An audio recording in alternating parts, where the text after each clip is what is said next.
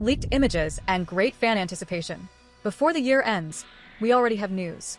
An insane remake is arriving on screens, and as a bonus, bringing many new things, but many indeed.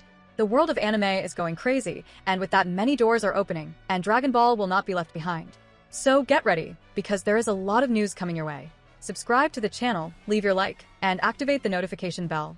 Every year, as it approaches its end, the anime community usually awaits some surprising announcement, some unexpected move capable of shaking discussions and raising expectations for the next cycle.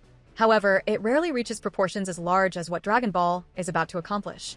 It is no longer just speculation on social media or heated debates about which arc will be adapted next. Now we are facing something bigger, more structured, and definitely planned to shake the industry. Even before the end of the year, signs began to emerge that something gigantic was on the way, and as the days passed, it became impossible to contain the excitement, especially when leaked images started to circulate, opening space for theories, analyses, and comparisons with everything that has already been seen in the history of the franchise. The leaks themselves did not reveal the entirety of the project, but they made it clear enough that no one can deny it anymore. A remake is coming, and it is not just any remake. It is described behind the scenes as something insane, completely new, revitalizing art style, environments, narrative structure, and combat. It is as if someone decided to take Dragon Ball's past, place it in a container, shake it violently, and return to the world a revamped, modern, and visually impressive version, without losing the essence that made the franchise beloved worldwide.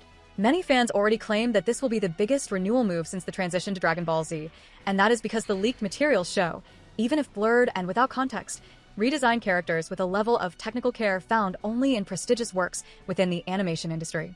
With this scenario in place, the official event that is approaching is gaining the status of a historical milestone. The organization responsible is treating the announcement with the utmost secrecy, but it is impossible to ignore that the Japanese press is already pointing to this as the event of the year for the industry. There are rumors that, in addition to the remake, other parallel projects will be presented, which reinforces the idea that the Dragon Ball universe is undergoing a strategic restructuring, perhaps even an editorial one. Many believe this is related to the post-Daima moment, the franchise's return to the spotlight, and the growing interest of streaming platforms in integrating major animation brands into their global libraries. What makes everything even more intense is the fact that the leaked images did not appear in isolation. Just a few hours after the first capture circulated, others began to appear in international forums, each one showing different glimpses, as if several internal sectors were dealing with preliminary versions of the material, and some of that access ended up slipping out.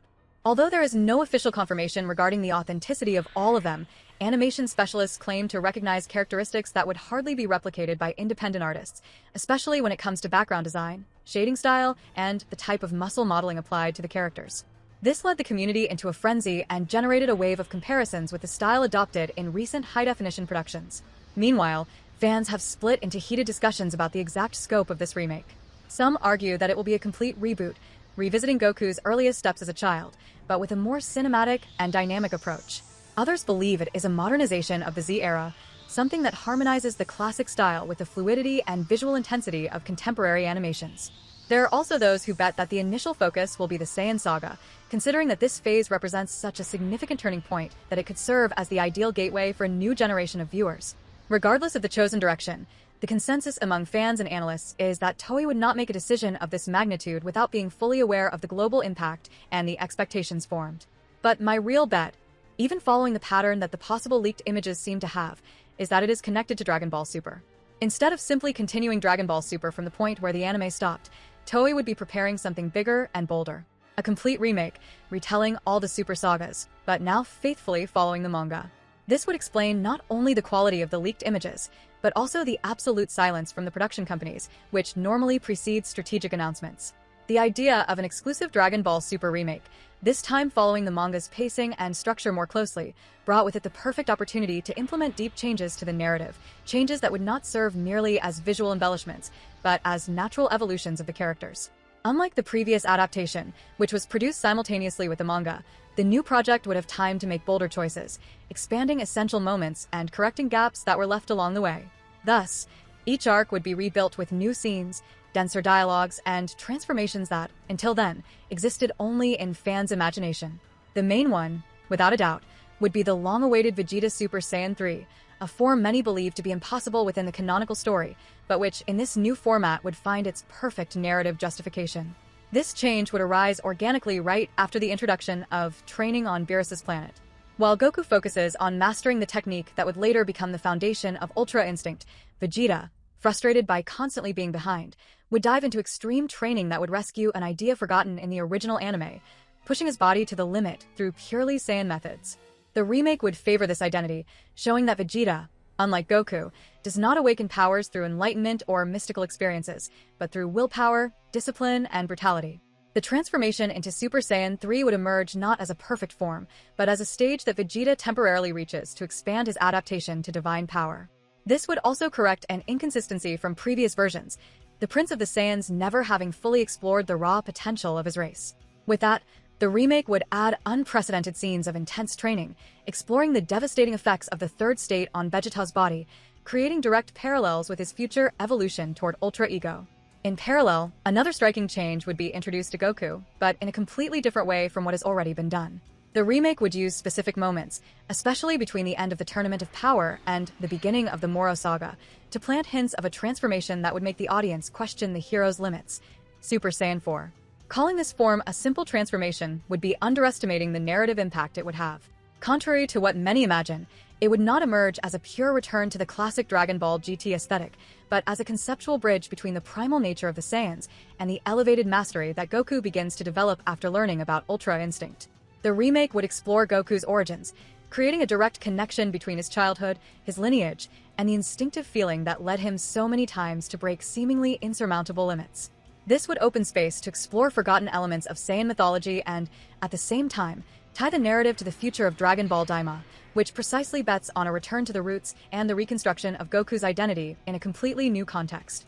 This change would be carefully crafted, so as not to interfere with the importance of Ultra Instinct. Instead, Super Saiyan 4 would be a hybrid, emotional form that Goku would reach during a specific moment of vulnerability, something that no divine power could supply. Unlike Ultra Instinct, which requires absolute neutrality, 4 would represent pure emotional intensity, something deeply tied to Saiyan nature. It would be inserted into a critical battle, perhaps during training on Whis' planet, when Goku finds himself unable to access the autonomous state and, pressured by the need to protect, causes this ancestral power to emerge. The scene would not only be visually striking, but would also serve as a prelude to the emotional role Goku will have in Daima, where his journey of self-understanding is taken to the limit. Another key point of this remake would be the treatment given to the universe, the races, and the secondary characters. Many important figures that were neglected in the first adaptation would have expanded participation, and this would directly influence the construction of these new forms.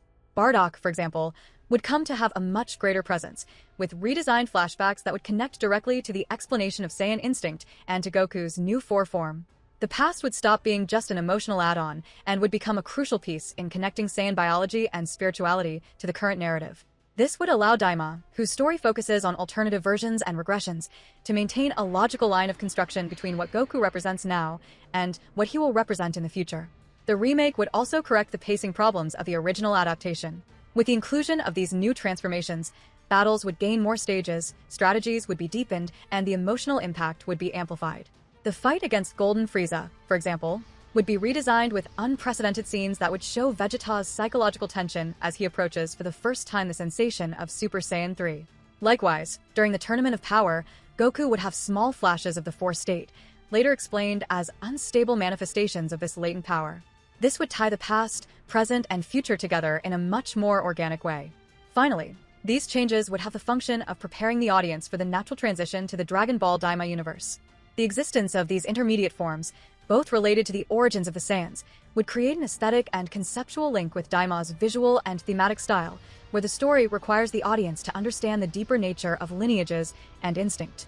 The remake would make it clear that these transformations are not deviations, but rather layers of preparation for what is to come, reinforcing that Daima is not an isolated story, but a step in a larger construction.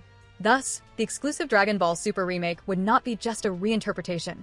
It would be the definitive opportunity to expand Japan, the universe, the fights, and especially the evolution of the 2 protagonists, so that every detail, from the arrival of Vegeta's Super Saiyan 3 to the ascension of Goku's Super Saiyan 4, would become part of a cohesive narrative structure fully connected to the future of the franchise. The most intriguing point is that the idea of a remake had been discussed previously by fans, but never with such strength. After all, Dragon Ball Super has always had relevant differences between the manga and the anime, especially in the Universe 6 saga, the Goku Black Saga, and even the Tournament of Power. Over the years, this generated endless debates. Some people preferred how the anime portrayed certain moments, while others argued that the manga had more intelligent narrative decisions and was more coherent with Toriyama's legacy. Retelling everything with fidelity to the manga would be the ideal solution to unify these lines and create a definitive version of the work. The event promises to be the high point of this process. Internal sources claim that there will be a segment dedicated exclusively to unreleased videos, possibly bringing a complete teaser with realistic excerpts, or even an entire sequence demonstrating what the new fighting style will be like.